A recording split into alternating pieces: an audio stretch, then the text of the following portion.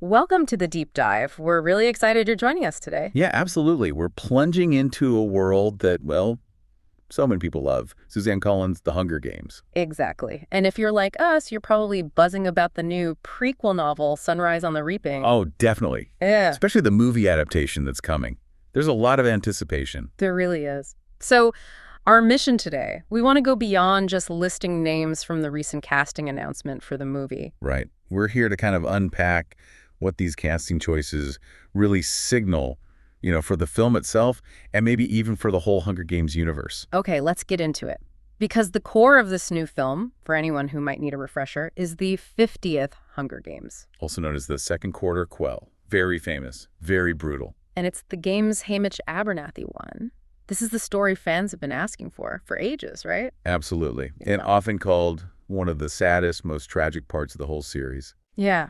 And just so you know, all our info today comes from a really comprehensive article that details all these new cast members and who they're playing. And what's really interesting, I think, is that this isn't just about, who got the part. It's about talented actors stepping into some really significant roles. Some are characters we've seen before, just younger, and others are completely new but sound crucial to Hamish's backstory. Exactly. It feels like we're exploring how these actors might actually shift our understanding of these characters in that whole era. Yeah, you might have some real aha moments listening today. Like connecting some of these new actors to previous ones, or thinking about seeing characters like Effie Trinket or President Snow much earlier on. It could change how we see their whole arcs. Definitely. So let's start with the main man himself, Hamish Abernathy. Joseph Zada is playing him as a teenager. Right. Read for the 50th Games. Yeah. And that's the one with 48 tributes, not the usual 24. Yeah. A huge difference. Huge. And he's the one who somehow wins. Joseph Zada, he was in Invisible Boys, showed some real raw vulnerability there. And he's got We Were Liars and Netflix's East of Eden coming up too, so he's definitely got momentum. Yeah. Casting Zeta as young Hamish feels particularly interesting because his past roles often feature characters right on the edge of something painful or transformative. Right. So it could brilliantly set up Hamish's maybe pre-trauma innocence. It makes his later cynicism hit even harder. Yeah, that makes sense. So we're not just seeing a younger version, but maybe a more open, more human Hamish before the games just completely broke him. Exactly. It can Yeah. really deepen our empathy. Yeah. How do you think portraying that early vulnerability, how might that change how we see the cynical mentor Hamish from the original trilogy? Will it make his struggles feel more earned? I think absolutely. We've mostly just seen the survivor, haven't we? This film could show us the cost of that survival right from the beginning. Okay, moving to another character who sounds incredibly important to Hamish's early life, Lenore Dove Baird. Played by Whitney Peake. She's his girlfriend from District 12. And get this, she's part of the Cubby. That's the group we first met in the Ballad of Songbirds and Snakes. Right. Whitney Peake, people will know her from Gossip Girl, Hocus Pocus 2. Yeah. Connecting Lenore to the Cubby, that's not just like expanding the lore for fun. It suggests a deeper link, maybe even a tragic one, between Hamish and those subtle hints of dissent or unique traditions we saw in Songbirds and Snakes. Her character could show how community or maybe hidden alliances still existed in District 12, even under the capital sum. It kind of grounds Hamish's personal story in the district's culture. So she's not just the girlfriend. She's potentially a window into District 12's identity, maybe even early resistance. That's a really fascinating layer. Yeah, I think so. Okay, next up, McKenna Grace. She's playing Maisley Donner. Ah, yes. One of the female tributes from District 12 in the 50th Games. Marilee Donner's twin sister. McKenna Grace has been in so much. Gifted, Ghostbusters, Afterlife. She's got quite the resume. She really does. And casting her as Maisley feels significant. Her past roles, like in Gifted, showed incredible emotional depth and resilience. Definitely. That suggests she can bring that blend of vulnerability and quiet strength Maisley needs. As Hamish's fellow tribute from 12, her journey is going to be absolutely pivotal to his, right? Yeah. Not just as competition, but as someone sharing that same horrific experience. I can totally see her bringing that complex emotional weight. It's rare we get to see two District 12 tributes interact so closely in the games, in the books or films. Exactly. Now, he's one that got people talking, especially fans of the original films. Jesse Plemons as Plutarch Heavensby. Wow, yeah. So in the 50th Games, Plutarch isn't head game maker yet. He's a camera person. Right, recording the reaping in District 12, and he apparently becomes interested in Haymitch. And the connection. Philip Seymour Hoffman played Plutarch originally, of course. A legendary performance. And Jesse Plemons actually played Hoffman's son in the movie The Master back in 2012. That's such a unique, almost symbolic casting thread, isn't it? It really is. But beyond that, seeing Plutarch so early in his career, before he rises through the ranks, that's compelling. Yeah. This casting, with that subtle nod to Hoffman, lets us maybe understand the start of his disillusionment with the Capitol. Oh, okay. His early observations, seeing the games up close, literally through a camera lens, maybe those are the seeds of his future rebellion. It's a chance to see how an insider slowly turns.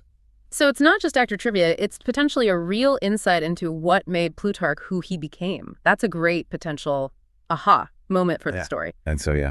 Okay, and speaking of iconic characters making early appearances, Elle Fanning as Effie Trinket. Effie, right.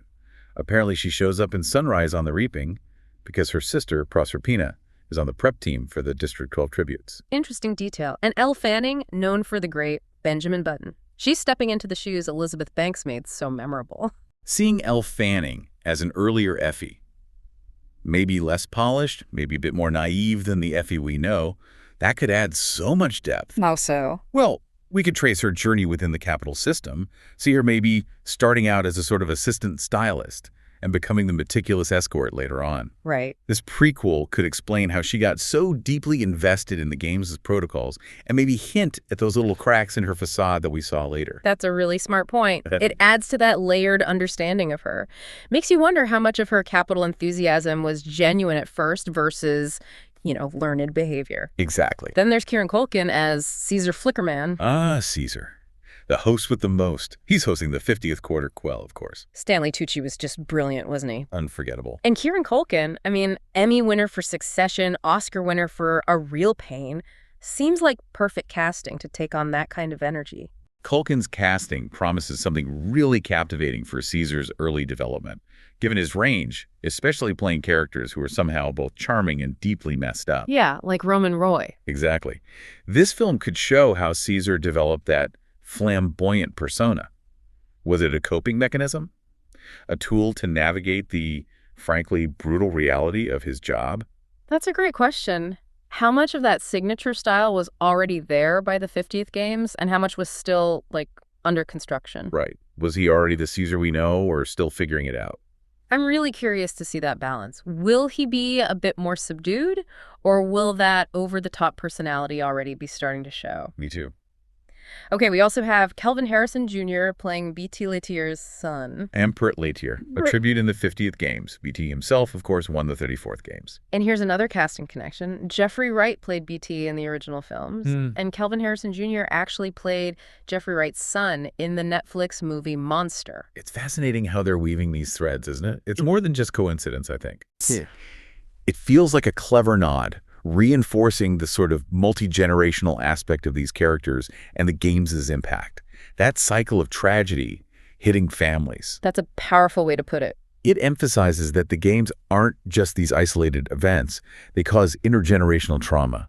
It really grounds it. Yeah, it really underscores how deep the games cut into Panem society, generation after generation. Exactly. Then Myhawk as Wires. Wires. Okay, so she won the 49th Games the year right before Haymitch. Right. So she's tasked with mentoring the District 12 tributes for the 50th, including Haymitch. Amanda Plummer played her memorably in Catching Fire. And Maya Hawke, she's obviously huge from Stranger Things and recently voiced Anxiety in Inside Out 2. Great casting. Yeah. Her role as Haymitch's mentor is really crucial. Maya Hawke has this unique way of playing characters with a sort of quiet intensity, which could give us profound insight into how broken the mentor system really is, especially for districts like 12. Wires isn't like the other victors, right? Her communication style is different. Nuts and bolts. Right. It could highlight the intense psychological toll of just winning, showing Haymitch firsthand the stark reality of what survival costs. Yeah. It's a more nuanced look at the burden of being a mentor. So she's not just giving advice. She's a living, breathing example of the price of winning right there for Haymitch to see. That adds another layer of just grim reality. Yeah, grim is the word. And now, the big one. The man everyone loves to hate, Ralph Fiennes as President Snow. Wow. You know him. You fear him. Ah. He's back.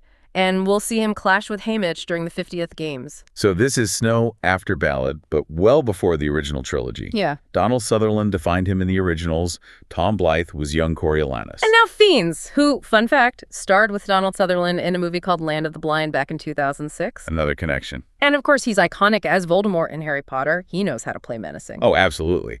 And Fiennes playing Snow at this specific point in his timeline is incredibly significant. He has this amazing ability to portray complex evil, not just like mustache-twirling villains. This allows for a really nuanced look at Snow during a particularly brutal quarter quell. How did his experiences with Haymitch maybe harden him further, solidify his path to tyranny?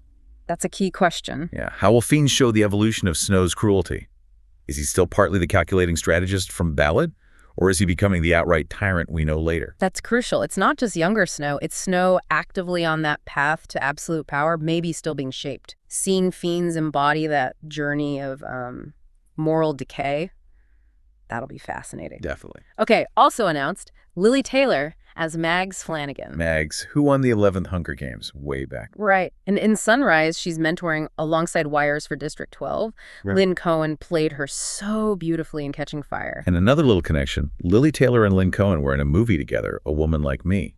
No way. Yeah. Lily Taylor has such an incredible career, Mystic Pizza, The Conjuring, so much indie work. Her role as a mentor alongside Wires, it really highlights the challenges D12 tributes face, right? Often relying on the few past victors they had. Exactly. Mags represents the deep history of the games, almost like living memory of how brutal they were from the start. Her presence, maybe quieter, more grounded, will be crucial for showing the severity of this quarter quell. Yeah, and just the grim reality of being a District 12 mentor back then. It sounds like the whole mentor system, especially for D12 with 2 mentors during a quell, will really be under the microscope. Makes sense. Okay, rounding out some key District 12 tributes, Ben Wang as Wyatt Callow. One of the male tributes from 12. Ben Wang was great in American-born Chinese. And Molly McCann as Luella McCoy. Ah, yes, one of the female tributes. And Haymitch specifically asks her to be an ally in the games, which is significant.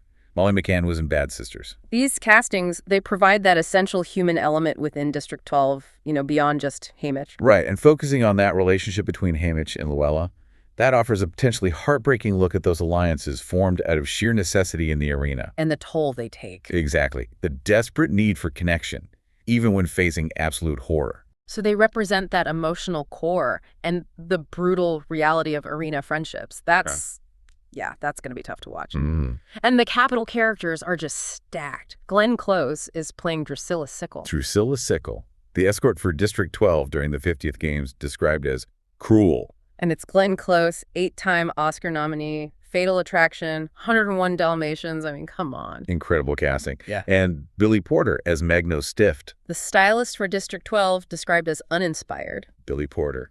Tony and Emmy winner for Kinky Boots. Pose. Yeah. Another powerhouse. What's fascinating here is how these roles fill out the Capitol's support staff who interact directly with the tributes. Right. Drusilla Sickle being cruel suggests a focus on the Capitol's detached, inhumane treatment. How the system uses these cruel agents. Yeah. And Magno Stift being uninspired, that provides a really stark contrast to someone like Senna later on, doesn't it? Oh, absolutely. It might show how the District 12 styling team, or maybe Capitol attitudes towards D12, evolves over time. That's a great point about the contrast. It helps paint a fuller picture of the Capitol's machinery and how even the support staff contributes to the dehumanization. Definitely. Okay, and just a few more tributes we know about. Percy Dagsafith as Ampert Ladier again, male tribute from District 3, BT's son. Right, Percy Dagsafith, starring in Paradise with Sterling K. Brown soon. We also have Iona Bell as Lulu, female tribute from District 11. This is her first major role. And Jaleel Swaby as Panache Barker and Laura Marcus as Silka Sharp, both career tributes from District 1. And Rada Ray as Welly, a female tribute from District 6. Look, these diverse castings across the districts are crucial. They represent the sheer scale and brutality of the 50th Games. Remember, 48 tributes. Yeah, double the usual horror. Each face, even in smaller roles, helps show the immense human cost, the diverse backgrounds of everyone forced into that arena. It's a stark reminder, isn't it? Every single one of those 48 had a story that was just cut short. Exactly. It drives home the magnitude of that specific quarter quell. Makes it feel truly vast and devastating. Wow. Okay, so recapping a bit. Well, this initial casting news for Sunrise on the Reaping, it's unveiled a huge amount of info and just incredible talent, hasn't it? So many avenues to explore. Totally. We're not just getting Haymitch's story from the 50th games, the second quarter quell. Which, as we said, was triumphant but deeply tragic and featured those 48 tributes. Right. We're also getting this amazing mix of new characters like Lenore Dove, alongside familiar faces but much earlier in their journeys. Effie, Caesar, Plutarch, Snow. It's a really rich tapestry they're weaving. Plus, you have the directorial continuity with Francis Lawrence back. Who's done most of the previous films, yeah. And Billy Ray returning as the writer. That signals a consistent vision, I think. Definitely. And production starts in 2025, aiming for that November 2026 release date. So, thinking about all this incredible cast, from Zeta as Haymitch, Fanning as Effie, Fiennes as Snow, what new layers do you, the listener, expect to see? Yeah, in these characters and that whole Capital Panem dynamic, especially during such a brutal games. How might this prequel actually reshape how you understand the original trilogy? Yeah. Not just as backstory, but maybe as a deeper look at the foundations of Panem's whole oppressive system. It's a lot to think about. This deep dive into the casting, it's definitely sparked our curiosity about Haymitch's full story and just the brutal history of the games. And how all these figures shaped that history. Yeah. We hope it did for you too. Until next time. Keep exploring, keep questioning. And keep diving deep.